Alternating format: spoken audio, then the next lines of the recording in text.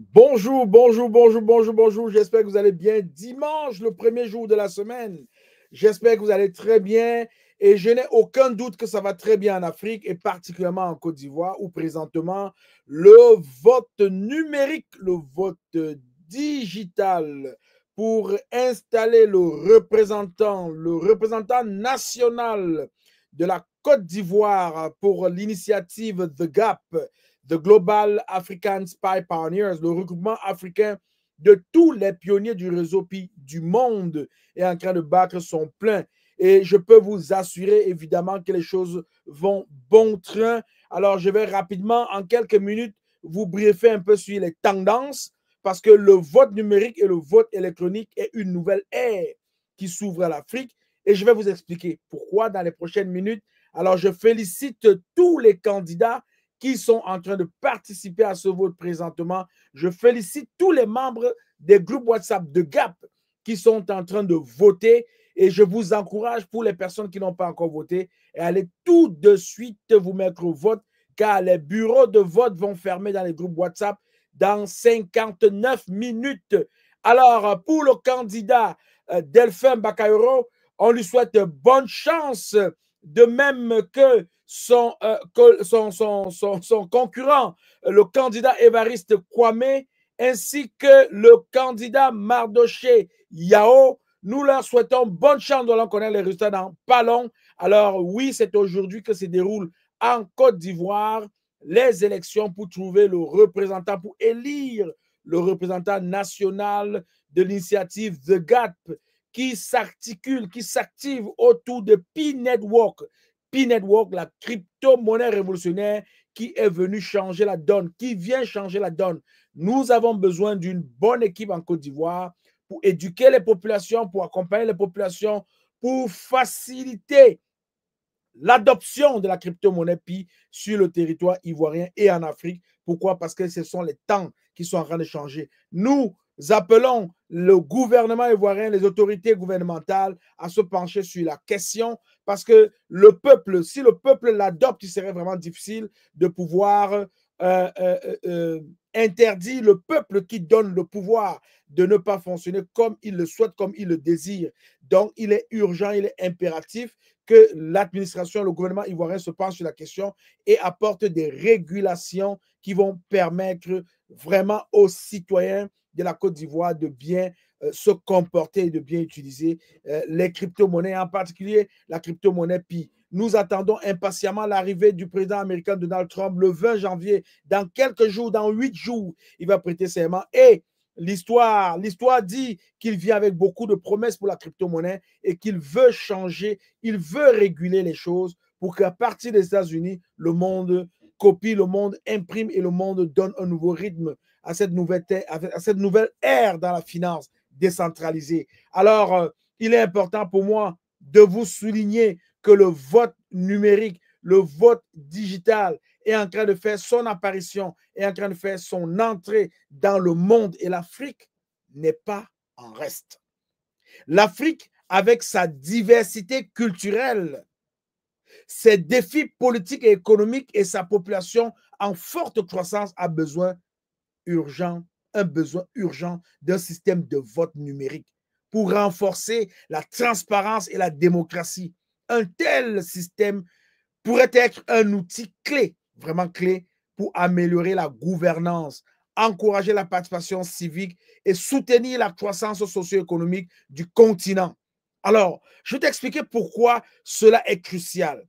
C'est vraiment crucial. Premièrement, il faut renforcer la transparence électorale. Les élections en Afrique ont souvent été marquées par des allégations de fraude, de manipulation de résultats et de manque de transparence. Des systèmes de vote numérique sécurisés et audités peuvent, premièrement, réduire le risque de fraude électorale. Le vote numérique peut être accompagné de mécanismes de vérification comme des signatures numériques, des codes d'authentification ou des audits en temps réel qui rendent la fraude plus difficile. Garantir les résultats plus rapides et fiables. Oui, les résultats peuvent être obtenus rapidement et en toute sécurité, ce qui réduit la possibilité de manipulation après coup. Cela permet d'éviter les longues périodes de doute et d'incertitude après les élections. Troisièmement, encourager la confiance des citoyens. Lorsque les électeurs voient que leurs voix sont comptées de manière transparente et équitable, cela renforce leur confiance dans le processus démocratique. Un deuxième point très important, c'est pouvoir promouvoir vraiment une plus grande participation électorale. Oui, l'un des obstacles majeurs à une démocratie dynamique en Afrique est la faible participation électorale, souvent causée par des obstacles géographiques, logistiques et socio-économiques. Ici, on pointe du doigt l'accessibilité. De nombreuses régions rurales et éloignées manquent de bureaux de vote et d'infrastructures de transport. Le vote numérique permettrait aux électeurs d'exprimer leur voix depuis chez eux, dans le confort de leur maison, dans le confort de leur bureau, dans la rue, avec leur appareil, leur smartphone, leur téléphone intelligent, réduisant les coûts. Très important, réduisant les coûts et les difficultés liées au déplacement. Aussi, on parle de l'inclusion. Les jeunes, les femmes et les personnes vivant dans des zones reculées sont souvent sous-représentées dans les élections. Un système de vote numérique accessible via des smartphones ou Internet permettrait de toucher un plus grand nombre d'électeurs, notamment dans les zones urbaines où l'utilisation du mobile est en forte croissance. Très, très, très important. Je vais aussi mentionner une troisième chose qui est très importante aussi, c'est le renforcer la démocratie et la gouvernance. Donc, un système de vote numérique bien conçu contribue à renforcer des fondements même de la démocratie. Premièrement, liberté et égalité. Oui, chaque voix compte de manière égale et le processus est transparent et sans manipulation. Cela garantit que les élections sont un véritable reflet de la volonté populaire. Il y a aussi la lutte contre l'autoritarisme.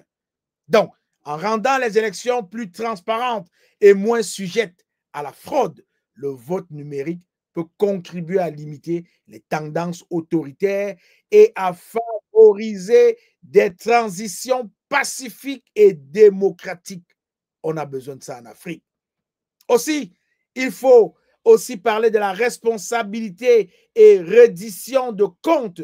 Donc, un système de vote électronique permet une meilleure traçabilité des résultats, rendant plus difficile pour les dirigeants de manipuler, par exemple, les résultats sans être détectés. Cela n'arrivera plus. Alors, il faut aussi parler de la lutte contre les violences électorales. L'Afrique en a tellement vécu, dont les violences électorales sont fréquentes dans certains pays africains où des tensions politiques peuvent dégénérer en conflits violents. Un système de vote numérique peut réduire les tensions sur le terrain. Donc, en permettant à un plus grand nombre de citoyens de voter à distance, on réduit le besoin de rassemblements massifs et la possibilité de violence physique autour des bureaux de vote. Aussi, cela permet d'éviter les conflits liés à des résultats contestés. Donc, le vote numérique, transparent et audité diminue les chances de contestation violente des résultats tels qu'on a souvent connus en Afrique. Je vais aussi parler de favoriser le développement économique et social. Oui, le vote numérique favorise le développement économique et social. La démocratie et la transparence sont des éléments clés pour une bonne gouvernance, ce qui est essentiel pour le développement économique. Donc, attirer les investisseurs, un environnement politique stable et transparent attire les investisseurs étrangers. Lorsque les élections sont perçues comme libres et transparentes, les investisseurs ont plus confiance dans la stabilité du pays. Pensez-y. Pensez-y, chers gouvernants africains. Aussi, il y a une certaine allocation des ressources publiques. Oui, une gestion transparente des fonds publics, facilitée par des élections honnêtes et transparentes, permet de mieux allouer les ressources pour les projets d'infrastructure, par exemple dans l'éducation, la santé, ce qui contribue ainsi à une croissance inclusive. On a besoin de ça, Afrique, chers Africains. Je ne pourrais pas aller plus loin sans aussi parler du renforcement de l'état de droit. Oui, le respect des processus démocratiques renforce la légitimité des institutions et le respect de l'état de droit, élément essentiel pour un développement économique durable. Ah, on n'est pas loin de cela. Il faut aussi penser à faciliter les élections dans les pays fragiles ou en guerre. Dans les pays fragiles ou en guerre, où les infrastructures sont souvent détruites ou inexistantes, le vote numérique peut offrir une solution pour organiser des élections sans nécessiter des infrastructures physiques qui sont souvent coûteuses et vulnérables. Cela permettrait de maintenir des élections régulièrement et d'assurer que même les réfugiés, ben oui, les réfugiés ou les déplacés internes puissent participer au processus électoral lorsqu'ils sont autorisés à le faire. Il faut aussi dire que le vote numérique contribue à réduire les coûts électoraux. Oui, organiser des élections traditionnelles peut être coûteux en raison des frais liés à la mise en place des bureaux de vote, à la logistique et au personnel électoral. Le vote numérique permettrait de réduire ces coûts de manière significative tout en garantissant une plus grande efficacité et précision dans le comptage des votes. Alors, quel bonheur de savoir qu'un pays qui introduit le vote numérique peut se retrouver dans une situation où il fait bon vivre, où il y a la paix, où il n'y a pas de guerre, où les citoyens se sentent en sécurité, se développent, participent au développement économique, participent à la vie économique du pays et essayent de guider, d'accompagner le pays vers des horizons encore assez importants et assez fructueux pour le pays. Je vais vous dire une chose. Les élections organisées par l'initiative The Gap en Côte d'Ivoire nous a permis vraiment de réaliser que les gens sont en train de voter dans le confort de leur maison, dans la rue, un peu partout où ils sont, avec leur téléphone intelligent. Oui, le taux de participation peut peut-être être à questionner parce que ce n'est pas tout le monde qui a son téléphone au moment du vote, qui a l'information. Les gens consultent souvent leur téléphone, consultent souvent leurs appareils à des moments tardifs. Par exemple, lorsqu'ils sont dans des milieux favorables avec le réseau. L'arrivée d'un bon réseau Internet viendra vraiment résoudre ce problème-là. Et c'est la raison pour laquelle nous pensons que c'est très important que les gouvernements commencent à investir dans des infrastructures qui vont permettre aux citoyens de leur pays de pouvoir bénéficier d'un vote numérique digital afin d'élire, afin d'amener au pouvoir les personnes qui méritent vraiment d'y être. Alors, je vais conclure et je vais vous présenter la tendance du vote en direct sur les réseaux de Gap. Qu'est-ce qui est en train de se passer? Les gens sont en train de voter. Comment ça se passe? Quelles sont les tendances? Avec le vote électronique, on peut voir tout cela en direct. On peut suivre le vote en direct et on peut déjà savoir qui s'enligne pour être le gagnant, qui s'enligne pour être le gagnant. Alors, je vais vous dire une chose qui est très importante. Une chose qui est très importante, c'est que lorsque les choses sont bien faites, lorsque les outils sont bien utilisés, lorsque le peuple a la confiance que les choses se passent très bien, il y a la paix dans le pays et il y a place au progrès. Alors, je suis très content, très content de me rendre compte que cette expérience avec The Gap en Côte d'Ivoire est en train de porter ses fruits. On peut voir dans un groupe WhatsApp, on peut voir dans une petite initiative lancée par un petit réseau avec un vote électronique qui fait des merveilles. Donc, le vote numérique en Afrique représente un levier majeur pour la consolidation de la démocratie, la promotion de la transparence et la lutte contre la corruption. Un système de vote efficace, sécurisé et inclusif renforcerait véritablement la confiance des citoyens dans leurs institutions, encourageant ainsi la participation civique et le développement économique.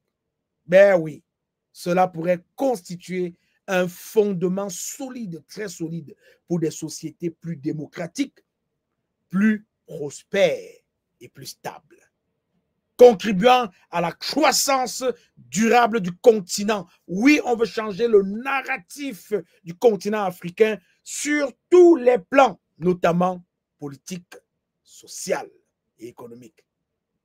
Je suis ravi de vous partager cette expérience. J'espère que cette émission de moins d'une vingtaine de minutes va attirer beaucoup de personnes qui vont suivre, qui vont s'éduquer, parce que investir justement à travers ces activités a aussi pour rôle d'éduquer la population africaine, une éducation de masse, de conscientiser la masse et de permettre à la masse d'agir de la bonne manière.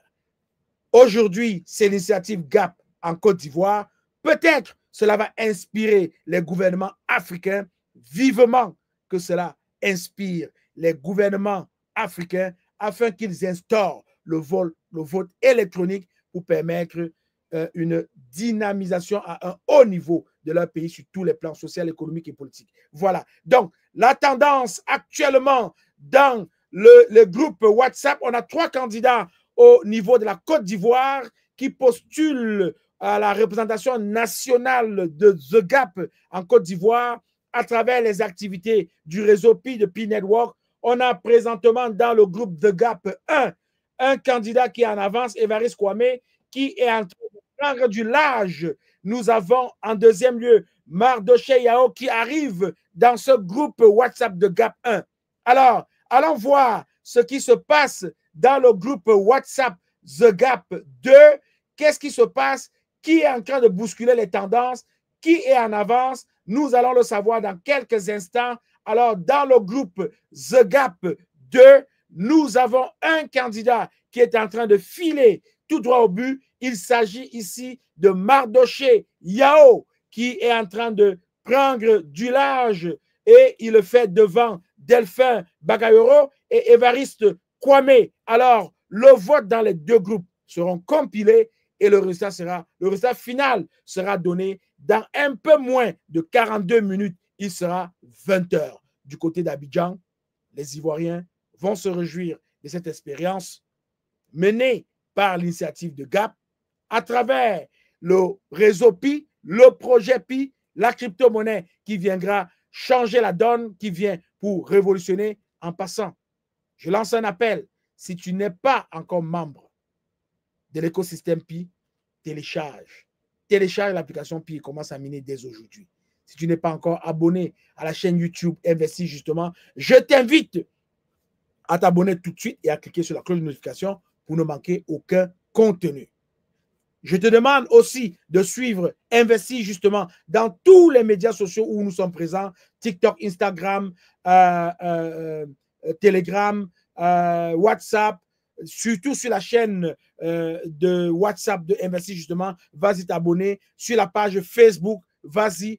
Il est important que tu ne manques aucun contenu car nous sommes là pour éduquer, pour édifier la communauté africaine, pour permettre à la communauté africaine de se développer et pour permettre aux Africains de tirer, ramasser la plus grosse part du gâteau dans cette révolution du réseau Pi qui arrive à grands pas et donc l'Open Mainnet, le réseau ouvert, se fera dans le premier trimestre de l'année 2025.